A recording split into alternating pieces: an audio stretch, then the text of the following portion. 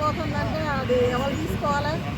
ఇప్పుడు పోలీసు వాళ్ళది చట్టం వాళ్ళ పని వాళ్ళు చేయాలంటే చట్టం లేని వాళ్ళు భయం అన్నది ఎక్కడుంది? మగవాళ్ళకే కానీ ఆడవాళ్ళకే కానీ భయం అన్నది ఉంటే హత్యలు జరుగుతాయా? పోలీసు ప్రొడక్షన్ వాళ్ళు కరెక్ట్గా ఉంటే హత్యలు జరుగుతాయా?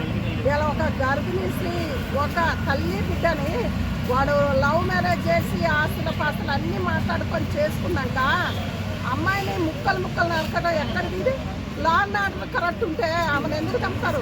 ఇప్పుడు ఇలాంటి ఎన్నో జరిగినాయి, ఇది ఒక్కటి కాదు కదా. ఇంతకుముందు జరిగినది కూడా వాళ్ళని కూడా ఎమ్మటే ఈ పిల్లని తప్పినట్టు వాళ్ళని కూడా అక్కడే ముక్కలు నరుకుతాయి. ఇవన్నీ కావు కదా, అక్కడికి ఆగిపోతాయి కదా. ఎక్కడ ఆగిపోతాయి? హత్యలు అన్నవి ముందుకు వచ్చినాయి, మీకు తెలియదా? చట్టం అన్నది అనుకుపోయింది, హత్యలు ముందు వచ్చినాయి, అరాజకాలు ముందు వచ్చినాయి. చూసి వాళ్ళు కూడా కాళికా దేవులు అయిపోతున్నాయి.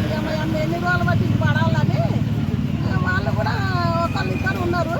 10 మంది మగవాళ్ళు ఉంటే 5 ఆడవాళ్ళు ఉండటం అది కరెక్టే కదా. మరి వాళ్ళకు కూడా చూసి వస్తారు కదా.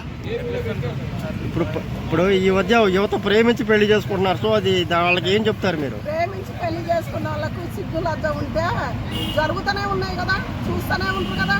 చూసుకుంటేనే మళ్ళీ లవ్ చేస్తాడు. వాళ్ళు 4 రోజులు మోజు దిగినాక గరిపినైనాక డబ్బు కోసమో దేనికోసమో వాడు తల్లిదండ్రి మాటలు విని కూడా భార్యను చంపుతారు.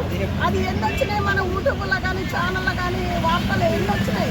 ఇది ఒక్కటే కాదు కదా, చూసుకుంటే పోల్త పడుతుంది. మగవాని మాటలకు ఒక్కొక్క ఆడదానికో 3 మగోళ్ళు, ఒక్కొక్క మగవానికో 3 ఆడవాళ్ళు. ఈ సమాజంలో అది ఎప్పటి నుంచి నడుస్తుంది? చాలా దినాలు బట్టి నడుస్తున్నాయి కదా. మరి వాళ్ళకి ఎందుకు బుద్ధి లేదు ఇంకా? అయితే అమ్మాయి సరే నమ్మింది, పెళ్లి చేసుకుంది, గర్భిణైంది. వాడు చంపటం కరెక్ట్ కాదు కదా. ఒక ఆడపిల్లని చంపినోడు వాడు మగోడు ఎందుకు అవుతాడు? మగోడు కాదుగా. వాడు కొజ్జోడైతేనే ఒక ఆడపిల్లని, ఒక కడుపులో ఉన్న బిడ్డను చంపిండు. వాడు మంచోడు కదా. వాని కూడా అవ్వ, అమ్మ, అయ్య, అక్క, చెల్లె బంధం అన్నది ఉన్నది కదా.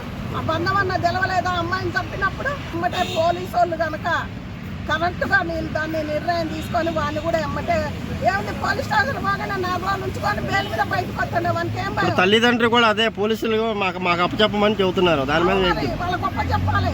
వాని బిడ్డను వాడిని చర్చిస్తారా? మరి జైలుకు పోతాడు, డబ్బులు పడేస్తాడా, లేకపోతే బెయిల్ మీద దేని మీదనో లాయర్ పోతాడు, తీసుకొస్తాడు. మరి ఈ అమ్మాయి ప్రాణం తెచ్చిస్తారా? మరి వాళ్ళని ఒప్ప చెప్పాలి తల్లిదండ్రిని. తల్లిదండ్రులతో వాళ్ళ చుట్టాలు గొప్ప చెప్తే వాళ్ళని కూడా ముక్కలు నరికితే ఇంకోసారి హత్యలు అనేది ఆగిపోవాలి. ఆగిపోయేది చూసుకోవాలి, హత్యలు పెంచుకోకూడదు కదా. ఆగిపోయేది చూసుకోవాలి. ఇప్పుడు ఎన్ని జరుగుతున్నాయి? ఒక్క మగాయన ఆడవం చంపంగానే అరే చంపింది ఆడవ చంపింది. మరి మగవాళ్ళు చంపంటే ఏం దిగుతున్నాం చెప్పు? ఇప్పుడు అమ్మాయిని చంపింది, ప్రాణాన్ని తెచ్చిస్తారా? ఎవరు తెచ్చిస్తారా? అదొక్కటి ఆలోచించుకొని